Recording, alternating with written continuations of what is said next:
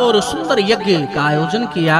लेकिन इस यज्ञ का आयोजन ही इसीलिए किया, बड़ी सुंदर बात है, जरा गौर करना, केवल भगवान भोलेनाथ को अपमानित करने के लिए। लेकिन एक बात बताऊं, आप चाहे कोई धार्मिक अनुष्ठान करो, चाहे यज्ञ करो, लेकिन किसी को अपमानित करने के लिए अगर चाहे यज्ञ भी करो तो यज्ञ भी सफल नहीं हो सकता है मेरे भाई। इसलिए हम लोगों को तोड़ने के लिए यज्ञ ना करें, हम लोगों को बेइज्जत करने के लिए यज्ञ ना करें, लोगों को दिखाने के लिए यज्ञ ना करें। अपितु जो हमारे दुश्मन भी हैं, जो हमसे वार्तालाप कभी नहीं कर रहे हैं, ऐसे लोगों को अगर हमने कोई धार्मिक अनुष्ठान किया है तो ऐसे कार्यक्रमों में एक दूसरे को जोड़ने के लिए सब कार्य किया जाता है मेरे भाई बहन। लेकिन यहाँ पर दक्ष प्रजापति केवल भगवान भोलेनाथ को अपमानित करने के लिए ऐसा किया और बहुत विशाल यज्ञ किया, सबको निमंत्रित किया, लेकिन भोलेनाथ को कार्ड तक भी नहीं दिया।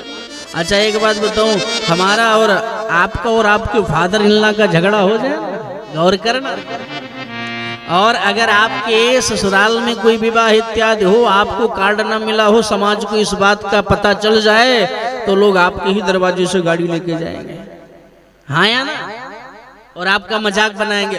क्यों चल नहीं रहे हो क्या? उनको मालूम है कि उनका 1836 का आंकड़ा चल रहा है नहीं है? फिर भी समाज देखो, दुनिया के लोगों को देखो, कितना जबरदस्त जो है समय निकाल करके कमेंट करते हैं। क्या कहते हैं? अब उन्हीं आपके दरवाजे से गाड़ी लेके जाएंगे और कुछ नहीं होगा तो वहीं गाड़ी रोक देंगे, तब आप निकलो, क्यों चल नहीं रहे हो? कहाँ आपके ससुराल आज विवाह है? कहाँ? आप भी अच्छा मजाक कर लेते हैं। अच्छा आप चलो, हम आएंगे, आप चलो। तो उस दिन जितने भी विमान कनखल जा रहे थे यज्ञ में सम्मिलित होने के लिए, सारे विमान महाराज भोलेनाथ के घर के ऊपर से जा रहे थे। सती जी देख रही, राम राम। एक विमान से ऊपर में जब सती मैया ने देखा तो एक बहन से पूछा, बहन कहाँ जा रही हो? अरे बहन तुम्हारी तो घर जा रहे हैं, तुम्हारे पिताजी ने यज्ञ किया। अच्छा तू नहीं आ रही? नहीं आ रही हूँ, आप चलो ना, मैं आ रही।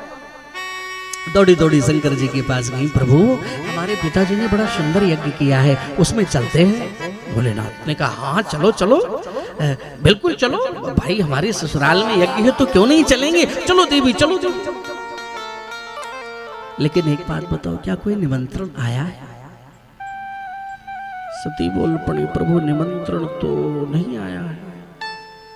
बोले निमंत्रण भी नहीं आया और आप चलने की बात नहीं कर रहे। देखो प्रभु, माता पिता अगर किसी बड़े कार्यक्रम में बिजी हो गए होंगे, हो सकता हो निमंत्रण देना भूल गए हो, तो वहाँ माता पिता और ससुराल में कभी निमंत्रण पत्रिका का वेट नहीं करना चाहिए, चलो चलो चलो चलो। बोले बहुत सही कह रहे, वहां पर वेट नहीं करना चाहिए।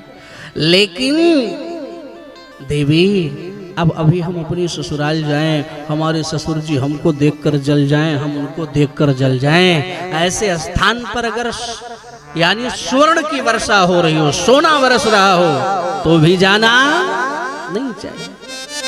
आवत ही स्वर्ग,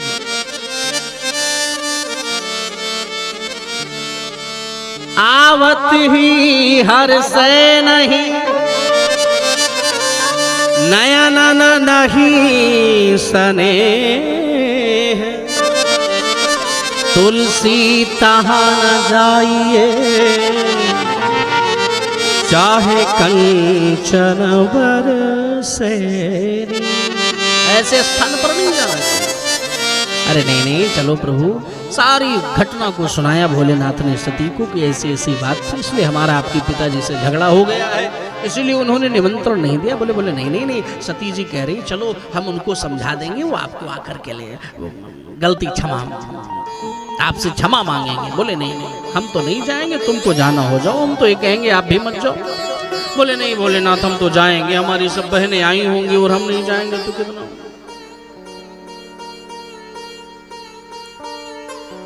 माताओं को मायके में भले इतना प्यार ना मिले, इतना सा प्यार भाई से भी ना मिले, पिता से भी ना मिले, हाँ, लेकिन बातें उनकी बड़ी हाई फाई रहती।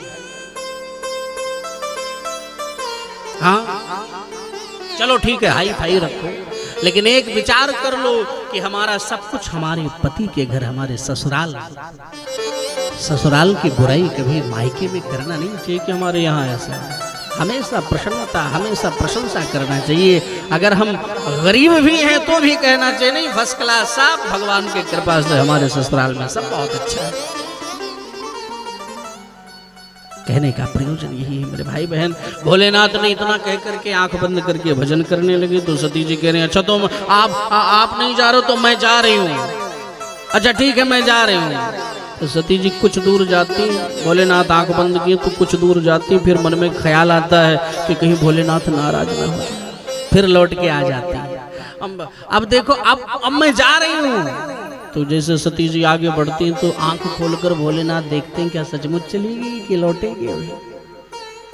और जो लौटते दिखाई पड़ते सो भोलेनाथ आंख बंद कर रहे। देखो प्रभु हमको जाने दो। लास्ट में जब नहीं मानती हैं सती जी चली ही जाती हैं, तब 60,000 गणों को भोलेनाथ ने सती जी के पीछे भेज दिया कि जाओ इनको ससम्मान सहित वहां पहुंचाओ। लेकिन जब वहां सती जी पहुंचते हैं तो भोलेनाथ के अपमान को देखते हैं। यज्ञ कुंड, यज्ञ में हर एक छोटे से छोटे देवताओं का भी भाग है, लेकिन भोलेनाथ का भाग नहीं है। यह देख करके मन एकदम बड़ा दुखी हो जाता है। और सब जो जितनी बहनें हैं सब कमेंट कर रही हैं माँ सती की, मजाक कर रही हैं। अरे बहना तू आ गई, अरे कोई बात नहीं, झगड़ा तो होता ही रहता है, कोई बात नहीं। सती जी बहुत परेशान है। और सारी चीजों को जब देखा तो माता सती ने सोचा कि चलो चलकर देखें मेरी माँ की भावना मेरे प्रति कैसी है। तो केवल माँ सती की माँ ही रो रही थी सती के ना आने का कारण। और रामायण में इसका बड़ा सुंदर वर्णन है। रामायण में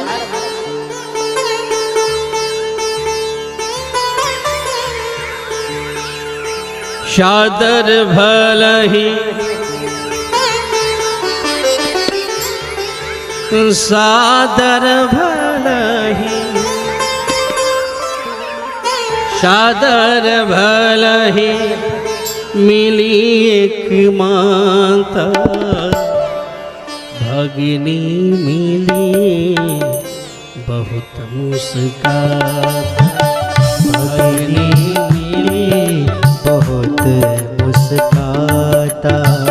शादर भलहि सादर भलहि, सादर भलहि सादर भलहि, सादर भलहि मिली माता, भगिनी मिली बहुत मुस्काता, भगिनी मिली बहुत मुस्काता, भगिनी मिली बहुत मुस्काता, भगिनी मिली बहुत मुस्काता, बहुत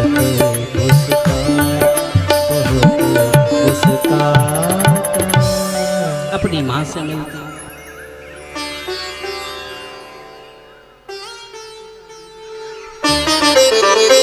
तो इस प्रकार से सती मैया फिर लौट करके आती हैं और अपने पिता को देखकर कहती हैं ये आपने क्या किया है।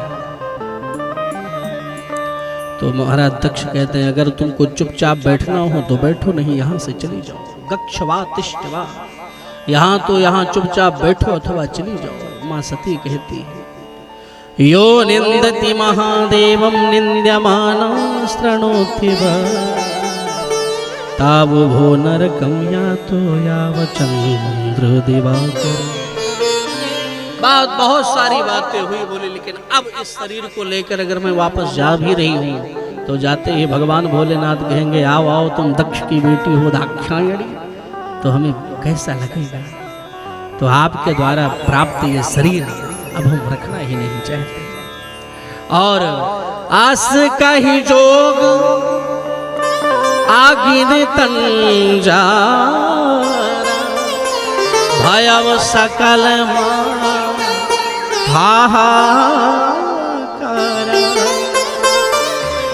माता सती यज्ञ कुंड में अपने प्राणों का परित्याग कर देती है। 60,000 गणों में 20,000 माता सती जी के साथ ही उस यज्ञ कुंड में कूद जाते हैं। और जो 40,000 गण जो है मारपीट पर उतारू होते हैं, उन्हें आचार्य भृगु अपने रिभुओं से प्रकट कर दिया और उनको शिव गणों को परास्त करवा दिया मंत्रों के माध्यम से। नारद जी के द्वारा जो भगवान शंकर को समाचार मिला, सो भगवान शंकर ने अपनी जटा उठा करके पटक दी और जो जटा को पटका भगवान भोलेनाथ ने, जटा के 2 भाग हो गए महाराज, 2 खंड हो गए। पहले से वीरभद्र प्रकट हुए और दूसरे खंड से महाकाली प्रकट हो गई। हाथ जोड़कर बोले, सरकार मैं क्या सेवा करूं? भगवान शंकर बोल पड़े, दक्षम स यज्ञम जहि, जाओ और दक्ष को यज्ञ सहित समाप्त कर दो। सो चल पड़े महाराज वीरभद्र।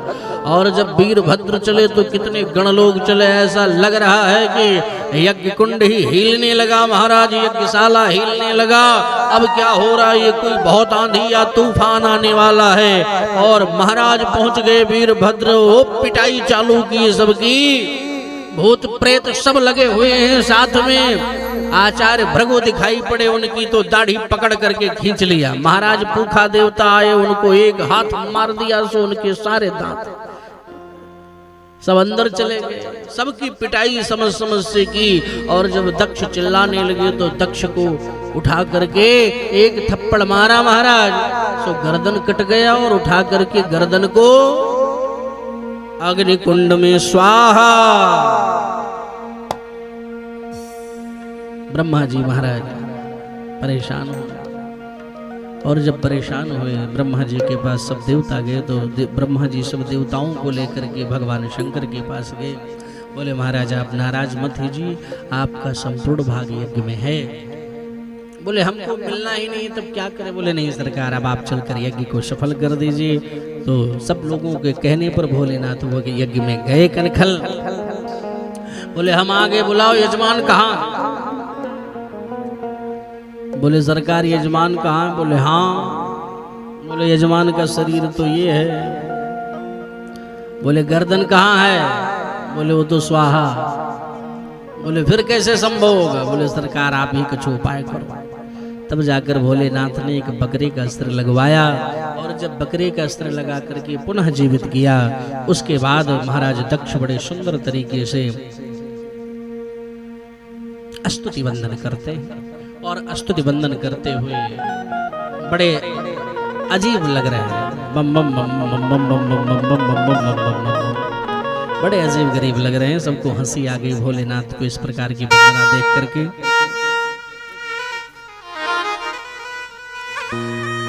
क्योंकि बम बम बम बम कर रहे हैं। अच्छा ये आज भी प्रमाण है, भोलेनाथ के मंदिर में जाओ और आप भी जल चढ़ाने के बाद बम बम बम बम बम बम बम बम करो तो भोलेनाथ की कृपा जल्दी होती। बोले क्यों? बोले आप बम बम करोगे तो उनको अपने फादर इन लॉ की याद आएगी, ससुर जी की याद आएगी, सो हंस पड़ेंगे और हंसेंगे तो आपका कल्याण हो जाएगा।